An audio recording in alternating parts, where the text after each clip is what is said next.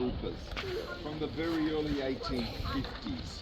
Now, my main job is as a goldfields policeman. So on the goldfields there were many different divisions of police. They didn't all relate to one another. So there's the goldfields police, there's the town police, there's the foot police, there's the native corps. In the city you've got the ports police and so on. They were all different divisions and they wouldn't come together till later on in the 1850s. So I come into being in 1851. And the reason for that is the government decides it needs to raise funds to build schools and roads and hospitals. But if you find gold, you get rich. And how does Victoria make money out of the gold rush? Well, the governor's idea was to have a gold license system, right? And everyone over the age of 11 must have a gold license. Hands up if you've got one. Right, you're all in big trouble, aren't you? Big trouble, because my job is to make sure you've got one. Now, it's going to cost you 30 shillings a month, which is almost a week's wages every month that you're giving to the government. Does that sound fair? No. No, you don't like that idea? The problem is if you don't have one, it's a £5 fine. Right? Now, I'm not paid much money as a policeman. Oh, you don't seem very upset about that. Oh. But I've been given an incentive, and that is for every fine that I issue, I get to keep half the money. Where's your gold price? £5 fine to him, £2.10 to me. So I just made as much as you earn in a week like that. If you were in my shoes, would you exploit this situation? Of course you would. Definitely. Oh, definitely. Good. Where's yours, son? Let's say he does have one and he gives it to me. What should I do with it? Rip it. £5 fine. Good idea. £5 fine, £2. You should be a policeman. So the grounds for corruption are built into the very heart of the gold rush in the very early years, right? Now, the other thing that's going to aggravate the situation and create tension between the diggers and the authorities is the fact that I look like a soldier, don't I? This uniform's like a military uniform. But I'm not a soldier, I'm just a policeman.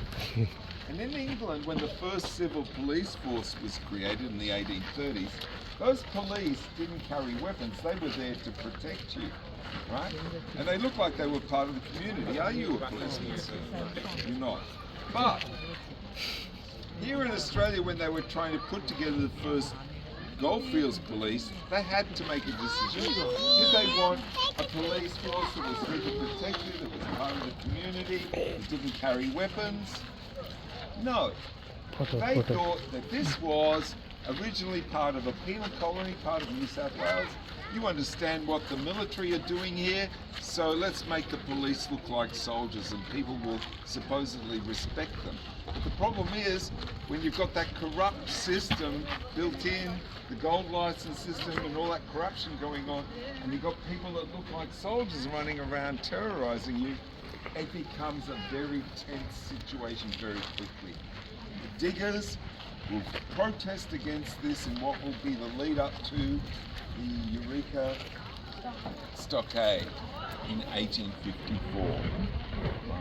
After 1854 though, this uniform disappears altogether and the police force becomes what it is like now. So I've been given a range of weapons by the Gold Commissioner to terrorise you. This one, which is 175 years old, this particular sword that I'm holding is called a sabre. A sabre has a blade on one side, so sharp on one side, flat on the back. This has a shark skin handle. Shark skin because it's got excellent grip when it's wet. So it is actually shark skin, a leather made from shark. And then you have at the bottom here the pommel. And the pommel, yes, is for pummeling. You're correct, Ma. Yeah, pummeling. So you're riding along in the pommel. This particular type of sword was very commonly used by light cavalry. So soldiers on horseback who would ride into battle on their horses, waving these around. And the idea was that they would break up infantry formations on the battlefield. And in our time, in 1854, Britain and France are at war with Russia in Crimea. There's a very famous incident called the Charge of the Light Brigade. Yes, I know that. You remember that? You were there, were you? And 600 light cavalry rode into battle, and they'd been given the wrong commands, hadn't they? Yeah, like I actually like read the poem. Yes. So Alfred Tennyson, I think, wrote a poem about this, a very famous poem about the Charge of the Light Brigade. He rode into battle, they'd been given the wrong command, and they were all slaughtered. Very famous. So, light cavalry weapon, it's a slashing weapon, but I don't really need it as a weapon. Right? I have it because it makes me look good. It looks great holding it. My weapon of choice is this. What's it called? Baton. You call it a baton, I call it a truncheon. So there's no jail in Ballarat in the early 1850s. So if you do the wrong thing, I'm going to donk you on the head, I'm going to handcuff you and drag you down to the Gold Commissioner's camp.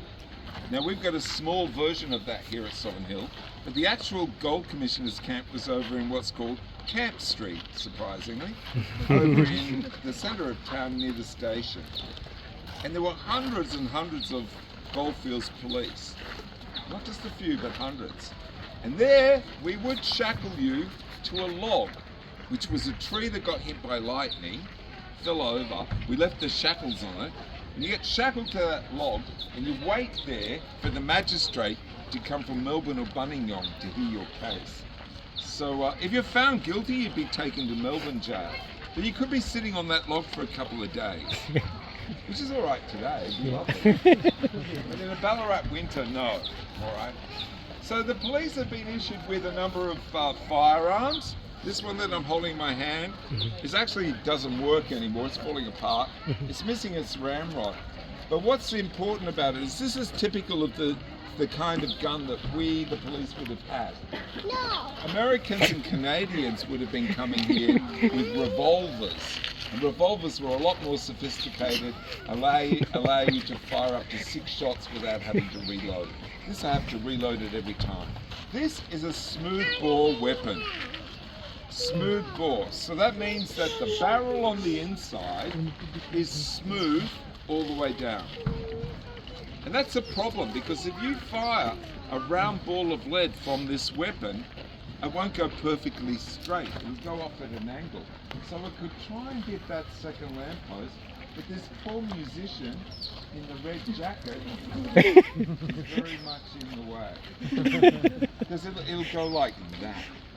If I wanted to use this as a weapon, I think I'd be better off just throw it at you. Now, I'm going to fire off this.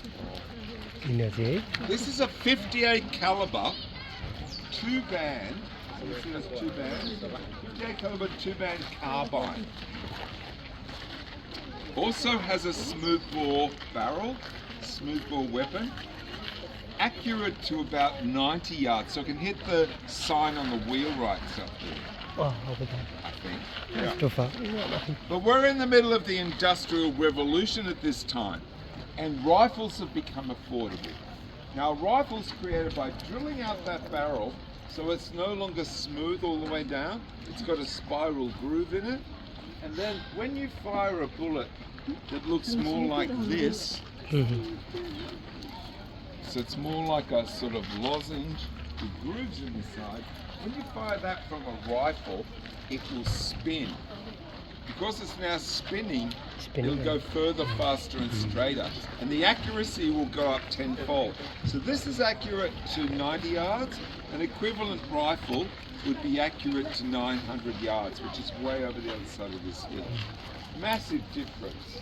So in this time period in the 1850s, we're seeing great change all the time. Technology, politics, everything.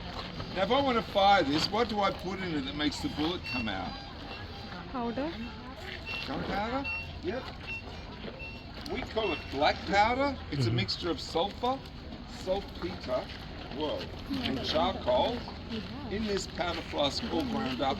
It looks like black sand when it comes out. I'm going to put in 3 measures, which is not a full charge. So if you saw the Redcoat soldiers earlier, their charges were about double what this will be. So a lot louder. It'll still be loud, I hope. So 3 measures. So this is the slow way to load a weapon. The quicker way is to have a pre-made cartridge with the bullet and the powder in it. What you can do is bite the top off, throw everything in, take the cartridge down, put a cap on, and you're ready to go. I don't have a cartridge though, so I just need some paper. I'm just going to scrunch this up and push this in. So I'm not putting in a bullet for obvious reasons, although I am tempted. Right, so I pop this in the top.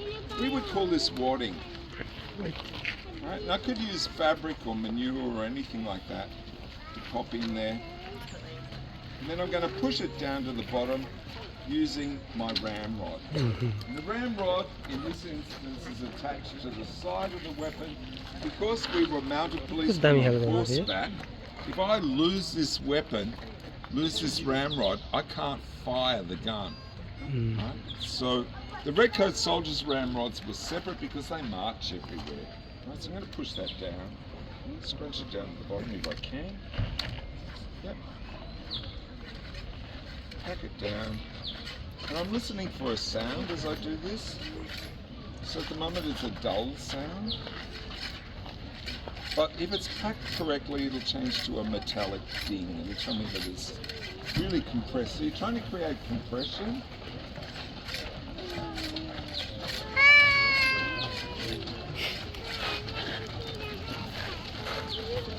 Stuck in there. Let's see the gun. That's right. So every now and again we'll have what's called a misfire, where there'll be some problem and the gun will not fire. If that happens, you'll all laugh at me and I'll have another go. But if it does go, it can be good.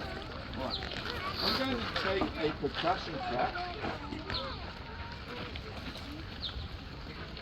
So our percussion caps, we call them top hats, because they look like a gentleman's top hat. And then just a little bit of brass with a chemical on the inside, like the chemical that you would get in, say, a match. So what I'm doing now is I'm going to put the gun on safety, which is 1 click. I'm going to fit the cap over the nipple, and then when that hammer strikes that cap, it sends a spark through the nipple and the gun should go bang. Alright. I just need someone to go out into the street and tell me where the horses are right now. So we don't. Yeah, they just went past. Just see if they're still up there. So we don't want a stampede. Still loading up. Alright, so it's very important that you cover your ears. Cover the ears of all small children and babies. Make sure you put your fingers in your ears. Right, are we ready? Alright, arming the weapon. Ladies and gentlemen, I'm about to fire a weapon. Fingers in your ears. And firing a weapon in 3, 2, and 1. oh. Hey. Thank you, everyone. That was the Thank you so much. If you haven't already seen it, I think there's a pantomime in the theatre up in Main Street. Blackbeard the Pirate at 3:30. Vale.